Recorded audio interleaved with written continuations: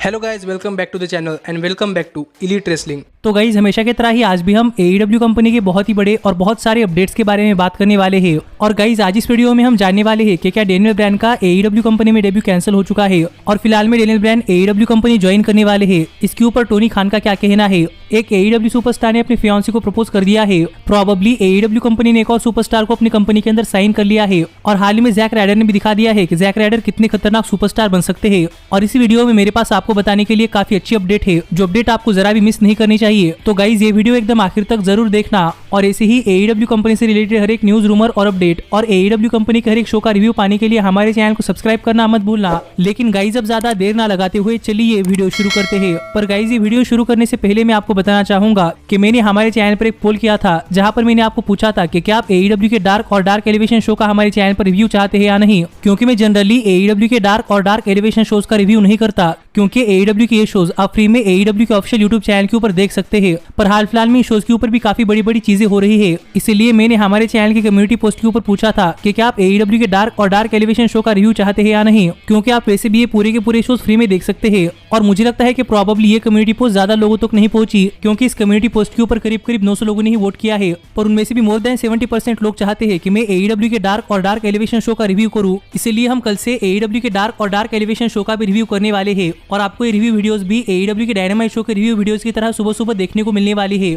और हम शाम को AEW कंपनी के कुछ अलग अपडेट्स के बारे में बात करने वाले हैं, जो बात मुझे आपको बतानी थी, इसीलिए मैंने ये बात आपको बताई है। पर अगर अब तक आपके पास कम्युनिटी पोस्ट नहीं पहुंची, तो आप हमारे चैनल की कम्युनिटी पोस्ट के ऊपर जाकर इस कम्युनिटी पोल के ऊपर वोट कर अपना वोट दे सकते हैं कि क्या आप AEW के इन शोज का रिव्यू देखना चाहते हैं या नहीं। पर वैसे भी मैं कल से AEW के डार्क और डार्क एलिवेशन शो का रिव्यू करने वाला हूं, तो देखते हैं कि हमारे चैनल के उन रिव्यू वीडियोस पर आपका किस तरीके से रिस्पांस मिलता है। और अगर मुझे लॉन्ग टर्म में अच्छा खासा रिस्पांस नहीं मिलता, तो क्या पता मैं इसके बाद AEW के डार्क और डार्क एलिवेशन शोज का रिव्यू करूंगा भी या नहीं। पर फिलहाल के लिए हम शुरुआत करते हैं और देखते हैं कि इसके ऊपर आपका रिस्पांस कैसे मिलता है। और मैं होप करता हूं कि रिस्पांस काफी अच्छा हो। लेकिन गाइज अब हम आगे बढ़ते हैं और बात करते हैं हमारे सबसे पहले अपडेट की, और जानते हैं कि हाल ही में AEW कंपनी के कौन से सुपरस्टार ने अपनी फियांसे को प्रपोज कर दिया है। तो गाइज आपको तो पता ही होगा कि हर एक कंपनी की तरह ही AEW कंपनी के अंदर भी काफी सारे कपल्स है, जैसे कि जॉन मॉक्सली और रेने यंग, कोडी रोड्स और ब्रैंडी रोड्स और जंगल बॉय और एना जे। पर मुझे लगता है कि आपको शायद ये बात पता होगी कि AEW कंपनी के सुपरस्टार निक कामोराटो भी एक लड़की को डेट कर रहे थे। और अगर आपको यही नहीं पता कि निक कामोराटो कौन है, तो मैं आपको बताना चाहूंगा कि निक कामोराटो AEW कंपनी के अंदर क्यूटी मार्शल की फैक्शन के मेंबर है। और निक कामोराटो अपने पर्सनल लाइफ के अंदर अपनी गर्लफ्रेंड को डेट कर रहे थे, जो कि हाल फिलहाल में रेसलिंग इंडस्ट्री के अंदर एक्टिव है।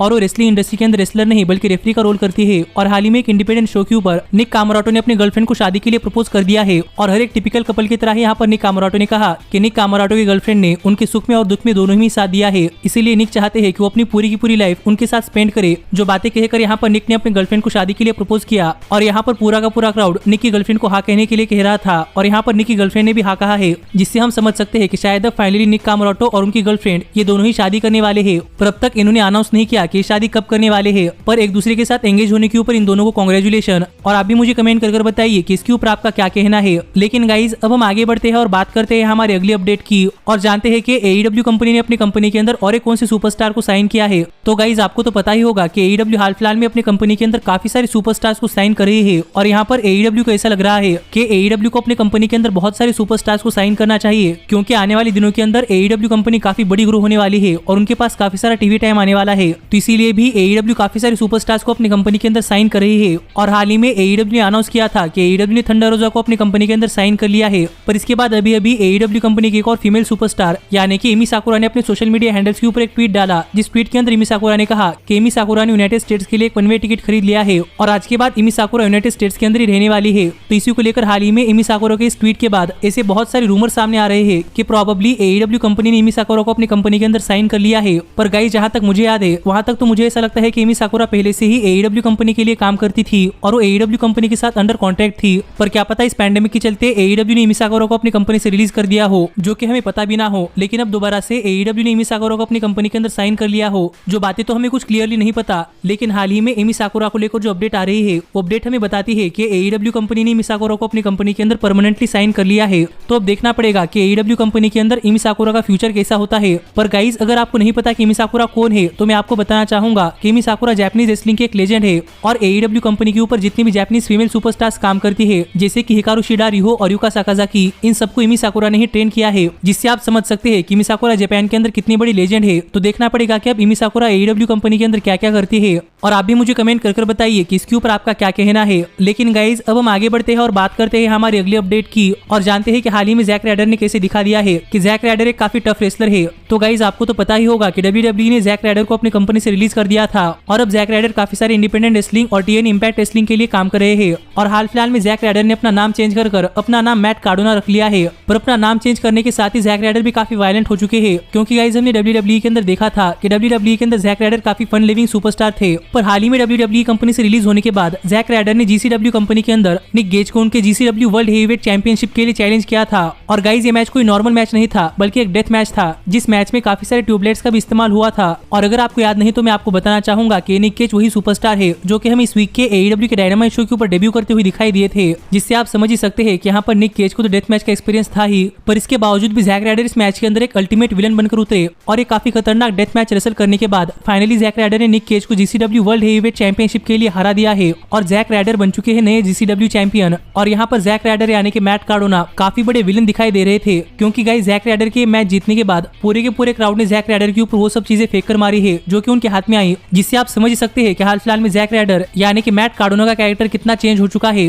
और ये मैच जीतकर मैट कार्डोना ने दिखा दिया है कि मैट कार्डोना काफी खतरनाक रेसलर बन सकते हैं। पर इसके बाद मैट कार्डोना की वाइफ यानी कि चार्ल्सी ग्रीन ने भी अपने सोशल मीडिया हैंडल्स के ऊपर कुछ तस्वीरें शेयर की है, जिन तस्वीरों के अंदर हम देख सकते हैं कि मैट कार्डोना के मैच रेसल करने के बाद हाल फिलहाल में मैट कार्डोना यानी कि जैक राइडर की हालत कैसी है और कैसे मैट कार्डोना जिस बेड के ऊपर सोए थे उस बेड के ऊपर पूरा खून खून हो चुका है। और मैट कार्डोना यानी कि जैक राइडर की ऐसी साइड देखकर तुम्हें काफी सरप्राइज था। लेकिन गाइज आप मुझे कमेंट कर बताइए कि मैट कार्डोना के इस ट्रांसफॉर्मेशन के ऊपर आपका क्या कहना है। पर अब हम आगे बढ़ते हैं और बात करते हैं हमारी अगली अपडेट की और जानते हैं कि Daniel Bryan AEW company join करने वाले हैं। इसके ऊपर टोनी खान ने क्या कहा। तो गाइज आपको तो पता ही होगा कि हाल फिलहाल में ऐसी बहुत सारी रिपोर्ट सामने आ रही है कि probably Daniel Bryan AEW company join करने वाले हैं। और इसी वजह से हाल ही में जब टोनी खान एक पॉडकास्ट के ऊपर अपना इंटरव्यू देने के लिए गए थे, तो इंटरव्यू यानी कि पॉडकास्ट किसी और के नहीं बल्कि हाल फिलहाल में AEW के डायनामाइट शो के ऊपर सैंटाना और ओर्टिज के मैनेजर बनकर आने वाले सुपरस्टार कोनियन का था। और यहाँ पर कोनियन ने अपने इस इंटरव्यू के अंदर टोनी खान से पूछा कि क्या डेनियल ब्रायन AEW कंपनी के अंदर आने वाले हैं या नहीं, क्योंकि कोनियन भी चाहते हैं कि कोनियन डेनियल ब्रायन को अपने शोज के ऊपर इस्तेमाल करे, यानी कि कोनियन लूचा लिब्रे कंपनी के प्रेसिडेंट है, इसीलिए कोनियन चाहते थे कि कोनियन डेनियल ब्रायन को लूचा लिब्रे कंपनी के अंदर बुक करे। जिस वजह से कोनियन टोनी खान से जानना चाहते थे कि क्या डेनियल ब्रायन AEW कंपनी के अंदर आने वाले हैं या नहीं, और अगर ब्रायन AEW कंपनी के अंदर आने वाले हैं तो कोनियन भी ब्रायन को अपने शो के ऊपर बुक कर सकते हैं। और कोनियन ने बताया कि जब कोनियन ने टोनी खान से सवाल पूछा था तब टोनी खान ने जवाब में कहा था कि कोनियन को पता है कि टोनी खान इस सवाल का जवाब नहीं दे सकते। और टोनी खान का ये जवाब सुनने के बाद कोनियन ने कहा कि अगर डेनियल ब्रायन ऑल आउट पे-पर-व्यू में शिकागो के अंदर डेब्यू करते हैं तो पूरा का पूरा क्राउड काफी सरप्राइज होने वाला है। और कोनियन के ऐसे कहने के बाद टोनी खान ने स्माइल भी किया था, जिससे आप समझ सकते हैं कि यहाँ पर प्रोबेबली AEW कंपनी ने डेनियल ब्रायन को अपनी कंपनी के अंदर साइन कर लिया है। और टोनी खान अभी डेनियल ब्रायन के बारे में कुछ खुलकर बात नहीं करे हैं। और आप मुझे कमेंट कर बताइए कि इसके ऊपर आपका क्या कहना है। लेकिन गाइस हाल फिलहाल में जो रिपोर्ट सामने आ रहे हैं वो रिपोर्ट्स देखकर मैं तो बहुत खुश हूँ और मैं भी चाहता हूँ कि डेनियल ब्रायन AEW कंपनी के अंदर आए। पर लगे हाथ हम डेनियल ब्रायन के बारे में सामने आ रहे हुए एक और अपडेट के बारे में बात कर लेते हैं कि क्या डेनियल ब्रायन AEW कंपनी के अंदर नहीं आने वाले और क्या AEW ने डेनियल ब्रायन का डेब्यू कैंसिल कर दिया है। तो गाइस अगर आपने हमारी ये वीडियो देखी है तो आपको पता होगा कि जब ये रिपोर्ट सामने आई थी कि Daniel Bryan AEW company join करने वाले हैं या फिर डेनियल ब्रायन ने AEW कंपनी के साथ एक कॉन्ट्रैक्ट साइन किया है, तो इसके साथ ये रिपोर्ट भी सामने आई थी कि प्रोबेबली डेनियल ब्रायन AEW के न्यूयॉर्क के अंदर होने वाले अगले बड़े शो यानी कि ग्रैंड स्लैम के ऊपर AEW कंपनी में अपना डेब्यू कर सकते हैं।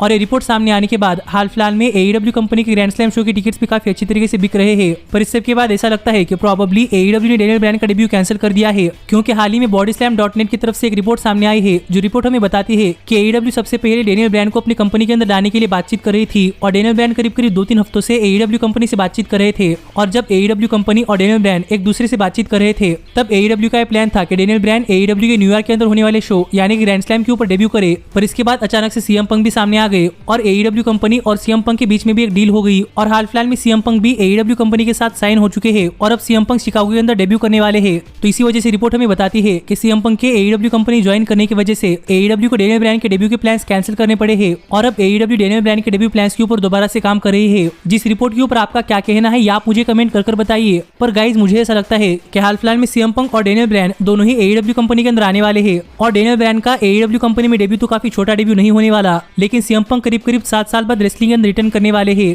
इसीलिए मुझे लगता है कि CM पंक का रेसलिंग के अंदर रिटर्न डेनियल ब्रायन के AEW कंपनी ज्वाइन करने से भी काफी बड़ा है। और मेरे हिसाब से AEW CM पंक के रेसलिंग के अंदर रिटर्न जैसी बहुत ही बड़ी चीज को अपने फैंस के लिए सबसे आखिरी में बचा कर रखना चाहते हैं। तो क्या पता इसीलिए AEW ने डेनियल ब्रायन के डेब्यू प्लान्स कैंसिल कर दिए हो, क्योंकि क्या पता CM पंक के AEW कंपनी ज्वाइन करने के बाद AEW चाहती हो कि डेनियल ब्रायन का AEW कंपनी के अंदर सीएम पंक के पहले डेब्यू हो और AEW सीएम पंक के डेब्यू को सबसे आखिरी के लिए बचा कर रखे। और मुझे लगता है कि शायद AEW ने यही सोचकर डेनियल ब्रायन के AEW के न्यूयॉर्क शो के अंदर डेब्यू करवाने के प्लान्स कैंसिल कर दिए हैं। तो अब देखना पड़ेगा कि AEW डेनियल ब्रायन के डेब्यू को लेकर कौन से नए प्लान्स लेकर सामने आते हैं। पर फिलहाल में जो रिपोर्ट सामने आ रही है वो रिपोर्ट हमें यही बताती है कि AEW ने डेनियल ब्रायन का AEW कंपनी के अंदर डेब्यू अपने कंपनी के न्यूयॉर्क शो यानी कि ग्रैंड स्लैम के ऊपर करवाने के प्लान्स कैंसिल कर दिए हैं। जिसके ऊपर आपका क्या कहना है ये आप मुझे कमेंट कर बताइए। और क्या मेरी तरह ही आपको भी लगता है कि हमें probably Daniel Bryan CM Punk के पहले AEW कंपनी में डेब्यू करते हुए दिखाई दे सकते हैं? क्योंकि मुझे तो यही लगता है। पर हमारे आज की वीडियो यही तक की थी और गाइस अब मैं मिलता हूँ आपसे अगली वीडियो में। पर तब तक stay healthy, stay happy and keep watching elite wrestling.